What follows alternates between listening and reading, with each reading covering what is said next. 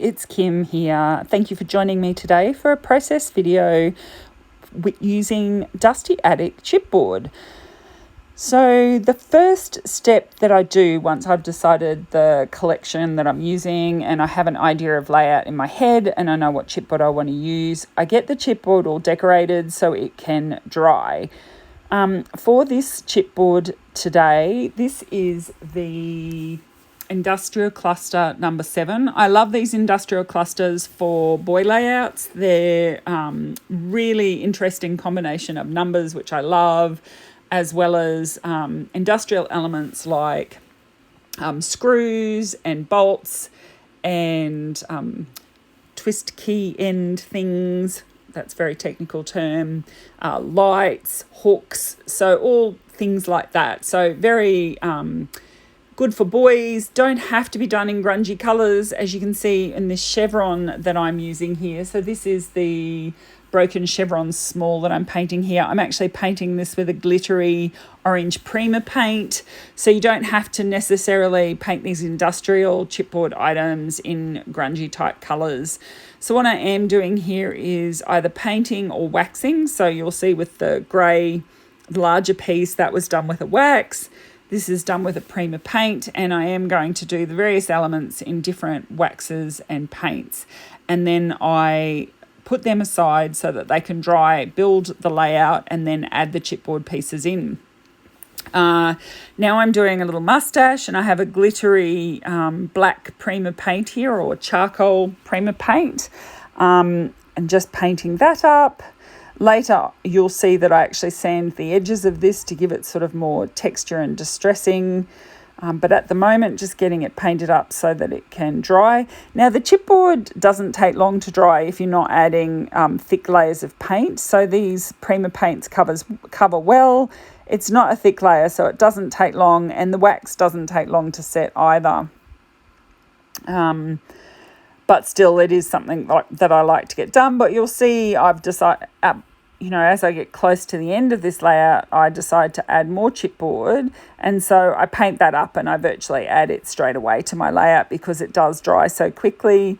So I have various gear elements here to add waxes to. So these are all on the same sheet of chipboard with that large piece that I did in the grey wax. So I think this is like a coppery brown wax that I'm adding to these gears. I just try and do this because I'm going to layer these gears and other items over the top of that main industrial chipboard piece. I just try to do them all in different colours so that I get contrast as I layer it up. If it was all done in the same colour, then they wouldn't stand out enough. So that's why I'm picking a range of different colours in waxes and paints so that they all the items look different and they stand out from each other. And all the colours that I'm picking coordinate with the paper collection that I'm using. So that paper collection is a very old paper collection that was in my stash. It is a collection called, I'm just finding that for you. It's a Simple Stories collection called Bro and Co. And as I said, it is quite an old collection now, but I loved it. It's a really good collection for teenage boys. So I'm just tidying off some of the little dags that come when you cut the chipboard out of the background piece. So just use a little bit of sandpaper and smooth off those edges. You can use a pair of scissors and clip them off as well. Now I have a flat red paint here, which I'm using to do the base layer. The tip on these word strips, so this is the word disc that I'm using here, and then I also have 2 word strips. The important thing is not to put the paint on too thickly. You'll see I'm just using a tiny bit of paint on a sponge here. I started with my finger, but that wasn't really moving too quickly.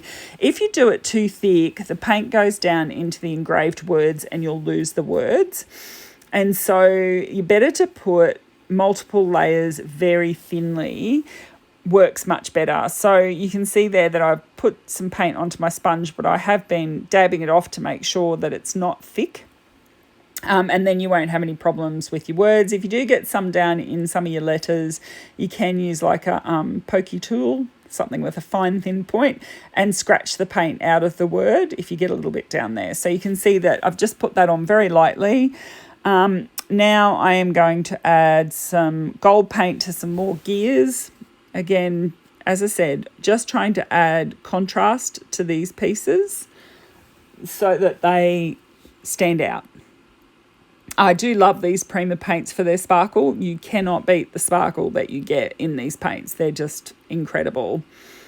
And they just look so good on chipboard. So I'm actually adding some of that paint over the wax, and that works fine. So you can see some of the wax and some of the paint in the finished pieces. Excuse me.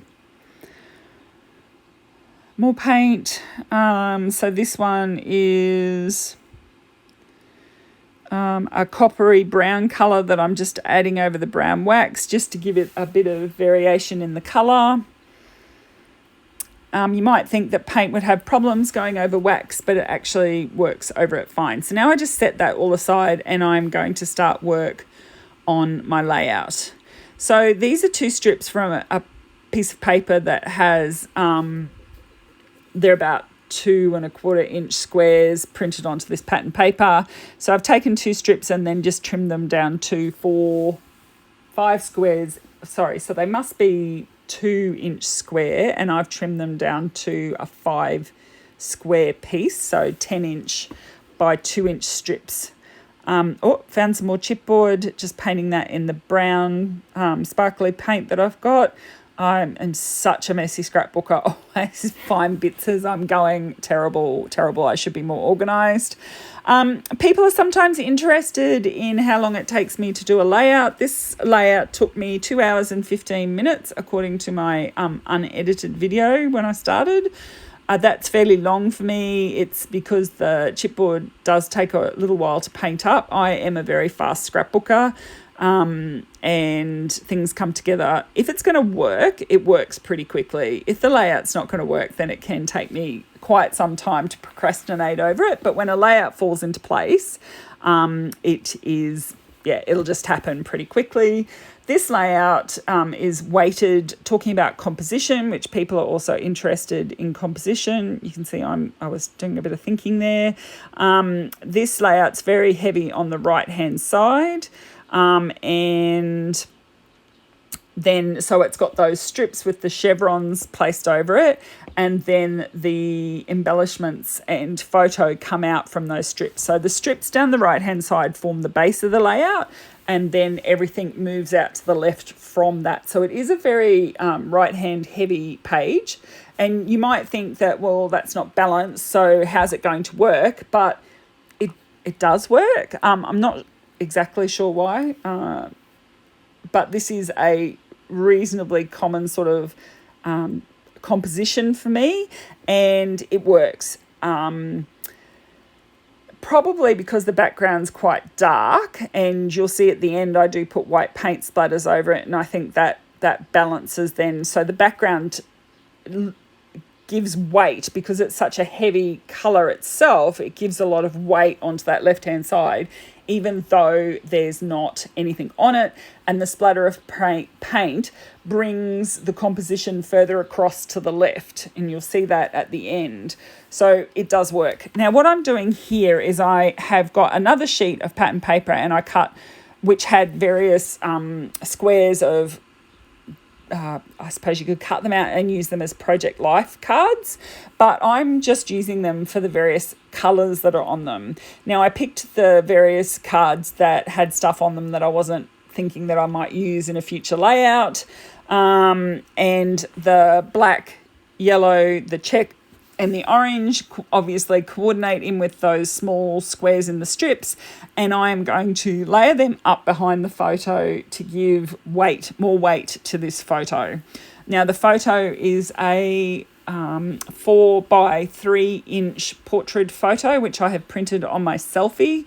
So I do print a lot of my photos at home on my selfie. Generally the only time I will print at a professional photo printing lab is when I want larger photos, or if I'm getting a lot of photos printed because I'm going away to a crop or something. Now I'm distressing the edges of all these pieces. So the pieces behind the photo I've already distressed, and I'm also distressing these strips.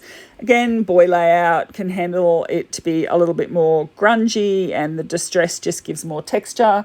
This layout is quite flat. I haven't used any foam to pop anything up on this. Obviously there's layers of chipboard, and it goes to a maximum of 3 layers of chipboard deep in a couple of spots, but generally speaking the thickest it is 2 layers of chipboard. I am using my art glitter glue, which is my wet glue of choice. I have recently destroyed yet another bottle, so I will have to be buying myself another nib and stuff for that. Seriously, I am hopeless when it comes to maintaining wet glue, but I always leave it without the lid on, and it hardens in the nib, and so it dies. Yeah, but I love it and it works so well, so I keep going back to it. When it sticks with wet glue, it sticks. You won't have a problem with stuff lifting off in your albums down the line, which I have had problems with. And so I'm just sticking the chipboard down with that art glitter glue as well. Works an absolute treat. The only time I generally change to a heavier duty glue is if I'm sticking bulky items like flowers or something down. But for chipboard and what have you, the art glitter glue works great. So I'm just going to now layer those pieces of paper, again just using wet glue. I just layer them so that they stick just out on a couple of the edges, so the paper is actually the same size as the photo, and so it won't show on all sides, it will just show on a couple of sides, and I like that effect. So that's the photo done. And now I'm going to look at sticking more, like where I'm going to place all of the chipboard elements. So the large piece is going to sit directly under the photo. So effectively it creates like a ledge, talking about composition again. I have mentioned this before in my other videos, but when I create clusters, I do like all the elements in the cluster to touch each other. So sometimes I will have like 2 clusters on a page, and I've got some pages layouts coming up with that sort of composition, but for this composition everything's going to be grouped together. They're either touching or very close to each other, so I don't spread it out and try and use the whole page. I try and bring it together. So I'm just layering all the little bits of chipboard up and making sure that I'm generally happy with the composition before I start sticking these elements down. And you will notice that what I do is when bits are layered on, if I'm happy with how it is, I will stick the layers down even before I stick the main piece down, because once you've created one big piece with all the layers on it, you can move that around and you can lift it up and stick that down. So you can see I'm sticking some gears down on top of the larger industrial piece. I'm just sanding that mustache. You'll remember I spoke about that. It just adds a bit of white texture, or the chipboard coloured texture around the outside, and helps it stand out from the background, because it was a fairly similar colour to that background wax. So the sanding helps it to stand out. That's a screw, and there's some more gears and what have you there. Now I've decided that I think I need to change. Oh no, I'm going to stick these bits down, but I am going to change some colours, and I am going to actually paint some more chipboard as well. So the bits that I know I'm happy with, I just start sticking down. So you can see that that chipboard gear is overlapping onto the photo, so it's just tying it together. And then this piece of chipboard's going to layer over both the chevron and that gear. So again, it's tying in the photo to the chevron pieces down that run down the strips. So it's tying the composition together, which is I think a really important part of creating clusters and getting compositions to work on layouts, is having things touching and together and holding the elements together. So now I've stuck down this large grey piece. Again, it's overlapping at the bottom of the photo and creating that ledge for the photo to sit on. And then I've got the key thingy bit and another gear that I've stuck down there. Now I'm looking at this and I'm going, I think this needs something else. And it needs a bit more orange. So I've gone back to this orange glittery paint, and I'm going to add some of that onto these word strips, because that will then bring that orange colour up into the top of the layout. So remember, I painted the chevrons this colour. By adding this orange sparkly paint to the word strips, it will be bringing it to the top of the photo. And then you'll see that I am going to paint some little nuts and screws, nuts and bolts to go onto the chipboard cluster at the bottom in this same bright orange. And so that will then bring the orange down to the bottom of the photo. So you've then got this orange, sparkly, quite eye-catching paint in 3 locations on the layout, being at the top of the photo, the bottom left of the photo, and the right side of the photo where the chevrons are. So I'm not totally covering up the red paint that's underneath. I'm just sponging lightly that orange paint. So now you can see that I'm pulling out some of these little gears and screws, and I'm going to paint some more orange glitter paint onto that. You can tell I was in a very colourful mood. I had my nails painted in various jelly bean colours. I was feeling very bright at that particular time. So you can see now that by adding those bits of orange, it's really lifting that chipboard elements down the bottom there. And I really am happy with how that's turning out. So I'm going to bring in some more orange with the stickers. So this says Sup Bro, because this is my son and his best mate hanging out in the couch, actually looking rather twinning in their orange matching orange jackets. So you can see there that I've added that big orange star up near the word tabs, and I've got the orange of the bro down sort of towards the bottom, and so that continues that movement of that orange colour. Thank you so much for joining me today. I hope you enjoyed this video. I always like it when you leave a comment, so please do. And if you haven't already subscribed, I'd like it if you did. And if you enjoyed the video, please press like. Thank you very much, and I shall see you again soon. Bye.